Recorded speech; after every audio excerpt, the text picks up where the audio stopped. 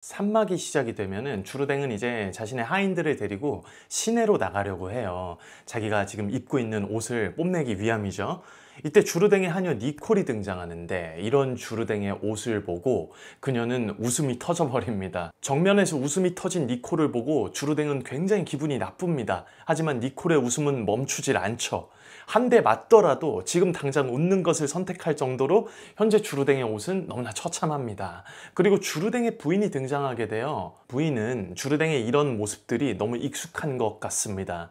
남편이 사람들의 웃음거리가 된 것에 대해서 걱정을 하는 것을 넘어서서 이제는 또 무슨 해괴한 짓을 하는 것인지 머리가 좀 아파 보이기도 하고요. 그뿐만 아니라 주루댕이 현재 벌이고 있는 일들에 대해서도 니콜하고 합심해서 주루댕에게 한바탕 늘어놓습니다. 주루댕이 배우고 있는 수업들과 그 선생들의 요란함 덕분에 아마도 이웃들도 짜증이 단단히 난 모양이에요. 아니, 다른 사람들처럼 평범하게 살아간다는 것이 이처럼 어려웠나 싶은 생각을 부인은 하고 있는 것 같습니다.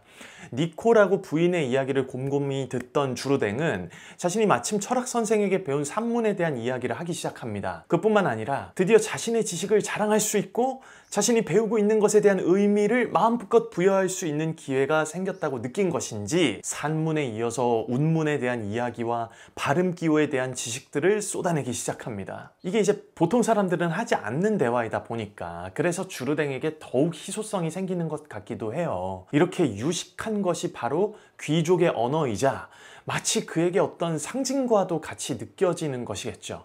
그리고 우 발음이 어떻게 만들어지는지 지식을 한껏 자랑한 다음에 그녀들이 아주 무식하다고 우라통이 터진다고 합니다. 하지만 우라통이 터지는 거는 니콜하고 부인 역시 마찬가지죠. 기껏 이제 집안을 다 치워놓으면은 검술 선생이 딱 등장하죠. 그래서 어지럽혀 놓는다고 이야기를 하면은 주루댕은 자신이 배운 검술에 대해서 이런저런 지식들을 쏟아내기 시작합니다. 대화가 통하질 않는 거죠, 아예. 주루댕은 늘 자신의 이야기를 잘 들어주는 귀족 도랑트가 여기서 더욱 보고 싶었을 거예요. 왜냐하면 도랑트는 계속해서 주루댕을 인정해주고 있거든요. 지금 자신 앞에 있는 니콜과 부인은 검술에서 나오는 3번과 4번 자세로 찌른다는 개념을 아예 모르거든요. 부인의 눈에는 드디어 주루댕이 정신이 나간 것 같다며 혀를 차기 바쁜 정도에 이르게 되죠. 충분히 그럴 수 있는 게 주루댕에게 도랑트는 자신에게 있어서 둘도 없는 귀한 귀족의 인연이기도 하지만 부인에게 있어서 도랑트는 집안의 재산을 축내는 사기꾼 같은 존재에 불과합니다. 도랑트가 주루댕에게 빌려간 돈을 갚지 않을 것이라는 것을 부인은 잘 알고 있어요. 그리고 이때 여지없이 도랑트가 등장합니다. 도랑트는 주루댕이 어떻게 해야 기뻐하는지 참으로 잘 알고 있어요.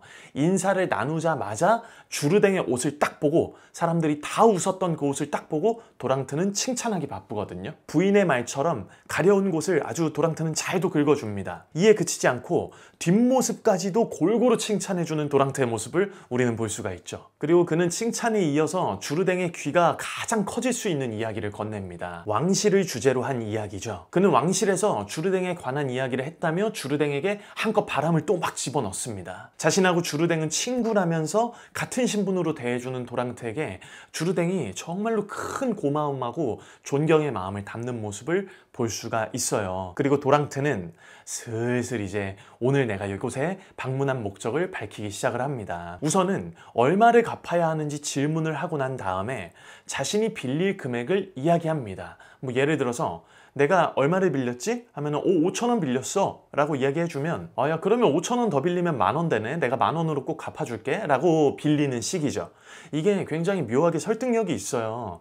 바로 빌리는 것에 대한 이야기를 하는 게 아니라 꼼꼼하게 체크하는 듯 하면서 결국 자신의 이득을 위해 돈을 빌려달라는 이야기를 하는 거거든요. 이 사람의 속내를 부인은 단번에 알아차린 것 같습니다. 대놓고 그냥 사기꾼이라고 이야기하기도 해요. 도랑트는 여기서 그치지 않아요. 일종의 쐐기골 같은 거를 넣어버리거든요. 주루댕을 자신의 친구라고 칭함과 동시에 가장 좋은 친구라고 이야기하면서 내가 너를 이 정도로 생각하고 있어 라는 식으로 주루댕의 마음을 들뜨게 만들어 버립니다. 여기서 이제 주루댕이 돈을 가지러 간 사이에 어색하잖아요, 분위기가. 부인하고 둘이 있으니까 그 속에서 부인과도 이야기를 이어갑니다. 왕실에서 열리는 발레나 희극 공연에 초대하겠다는 얘기를 해줘요. 이미 초대를 할 수 있는 상황이라면 진작에 했을 텐데 이거 역시 인사치레라는 것을 부인은 잘 알고 있는 것 같습니다. 그리고 도랑트에게 줄 돈을 들고 주르댕이 등장하죠. 야, 여기서 도랑트 진짜 대단합니다. 돈을 딱 받으면서 다시 한번 주르댕을 감동시키거든요. 자신이 완전히 주르댕의 사람이라는 말을 해주는 거예요. 그리고 부인과 딸을 왕실로 초대하겠다는 이야기 역시 빼놓지 않죠. 이전에 또 미리 이야기를 해놨으니까요. 여기서 가장 감동적인 피날레는 주르댕이 사모하는 후작 부인이 초대에 응했다는 사실과 주르댕의 선물을 잘 전달했다는 거, 후작 부인이 주르댕에 대해서 아주 좋은 인상을 가지고 있다는 거. 여기서 끝이 아니에요. 후작 부인에게 주르댕이 준 선물의 값어치와 아주 열렬히 사랑한다는 마음을 강조했다는 것까지 주르댕에게 가장 감동적인 피날레를 선물하는 도랑트의 모습을 볼 수가 있습니다. 감사 인사를 하는 주르댕에게 뭐 오히려 친구 사이에 이런 일이 뭐 어렵냐고 오히려 막 큰 소리 치는 도랑트의 모습을 또 볼 수가 있어요. 그리고 자신이 주르댕을 위해서 얼마나 애썼는지 강한 어조로 어필을 하죠. 여기에서 밝혀지는 거는 주르댕이 후작 부인을 위해서 세레나데를 바치고 꽃을 사주고 불꽃놀이 구경과 더불어서 다이아몬드의 선물을 따로 준비하는 등등 부인이 들으면 그냥 뒤로 넘어갈 이야기를 스스럼 없이 하는 도랑트의 모습을 볼 수 있습니다. 물론 부인은 듣지 못하고 있지만요. 남자 둘이서 막 꿍시렁꿍시렁 이야기를 하니까 궁금하잖아요. 그래서 엿듣기 위해서 귀를 기울이다가 니콜이 한 대 얻어맞아요. 그녀는 수상한 낌새를 감지합니다. 그리고 이거는 부인 역시 마찬가지예요.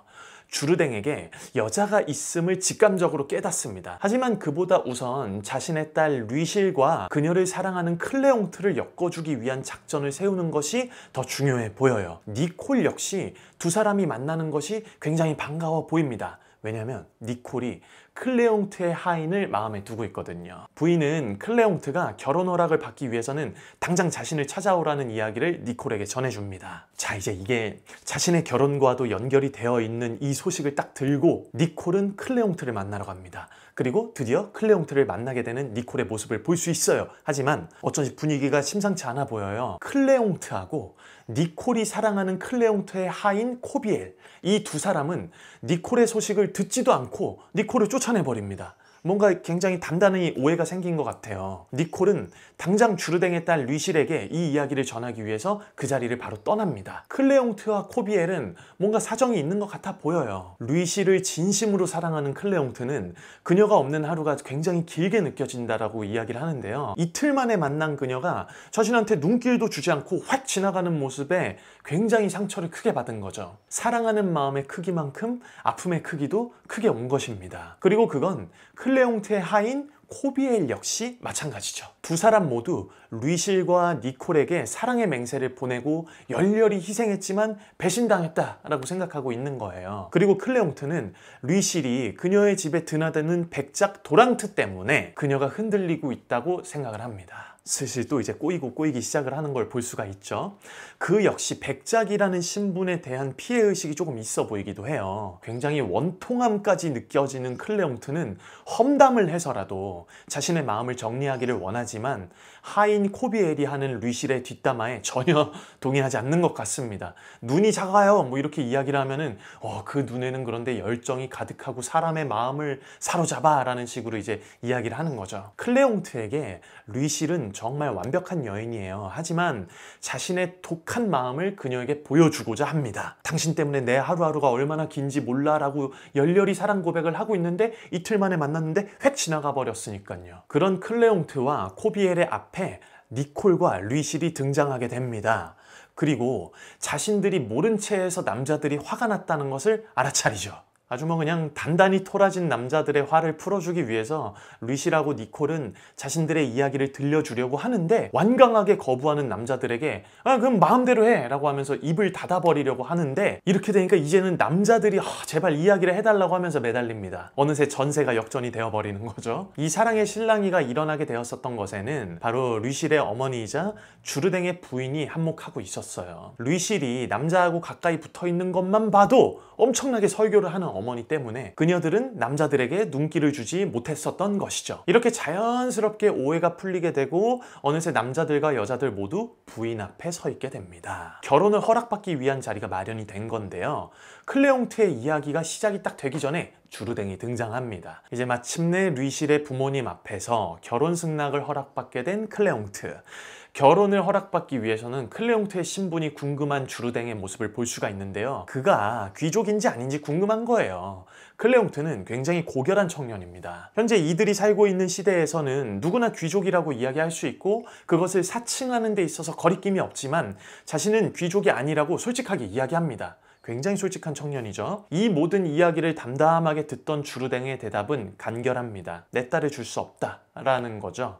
귀족이 아니기 때문에 딸을 줄 수 없다라고 하는 이야기는 부인이 들었을 때는 정말 답답한 얘기예요.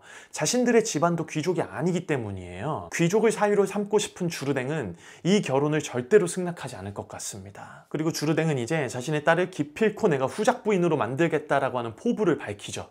하지만 신분의 차이가 나는 결혼이 어떤 미래를 가지고 올지 부인은 잘 알고 있어요.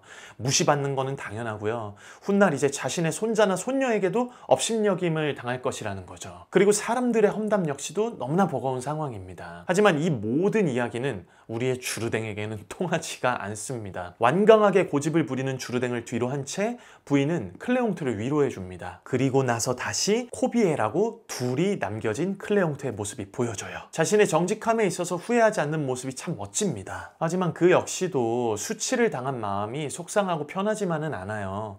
우울한 분위기가 퍼지기 직전에 이 코비엘의 머릿속에 기가 막힌 아이디어가 하나 떠오릅니다. 가면극을 이용해서 주르댕을 놀리는 작전이죠. 허술한 면이 없지 않아 있지만 상대는 주르댕이고 자신의 작전이 반드시 성공할 것이라는 확신이 드는 코비엘 뒤로 주르댕이 다시 등장합니다. 드디어 도리맨느 후작 부인을 데리고 나타난 도랑트의 모습도 보이게 돼요. 이 귀족들이 도착했다는 소식을 들은 주르댕은 무언가를 준비했는지 급하게 다시 자리를 비우게 되고 도랑트와 도리맨느의 대화가 이어지게 됩니다. 자, 그런데 여기에서 도랑트하고 도리맨느 사이가 굉장히 심상치가 않아 보여요. 그들은 이미 서로에게 마음을 주고 있고 미망인인 도리맨느는 사람들의 입에 오르내리는 것이 신경 쓰여가지고 자신의 집이나 도랑트의 집에서 만남을 가지는 것을 거부했었던 건데요. 그리고 때마침 그녀를 기쁘게 해주기 위해서 주르댕의 집을 도랑트는 선택한 것 같습니다. 이때까지 주르댕이 준비했었던 세레나데나 선물 같은 것들 모든 것을 중간에서 가로채서 자신이 준비한 것처럼 도리맨느에게 바쳤고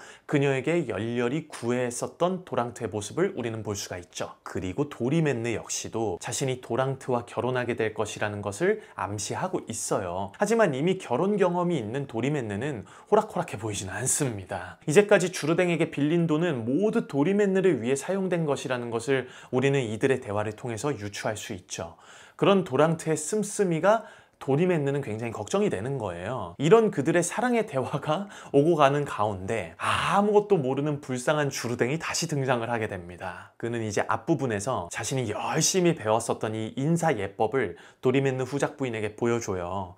심하게 그냥 엉터리로 예를 갖추는 주르댕을 도랑트가 막 말리게 되는데 앞에서는 주르댕을 위하는 것 같지만 도리맨느에게 주르댕이 이상한 사람이라는 것을 은연중에 흘리느라 굉장히 바빠 보여요. 그리고 도리맨느 역시 이런 주르댕이 우스꽝스러운 사람이라는 것을 바로 보고 금방 알아차립니다. 그리고 도랑트의 반응을 본 도리맨느는 귀족답게 품위 있는 모습으로 주르댕에게 인사를 건네죠. 도랑트는 약간 불안한 마음이 듭니다. 왜냐면은 주르댕이 선물로 준 다이아몬드에 대해서 도리맨느에게 이야기할 것 같기 때문에 그런데요. 그 다이아몬드가 어땠는지만 물어보고 싶은 주르댕이지만 그것은 신사답지 않은 행동이라고 하면서 도랑트는 주르댕을 말리기 바쁩니다. 그리고 주르댕하고 도리맨느가 하지도 않은 이야기를 중간에서 전달하면서 분위기를 좋게 만들어 가려고 하기도 하고요. 이렇게 인사를 마친 이들은 식사를 하기 위해서 자리를 옮기게 되면서 3막은 마무리가 됩니다.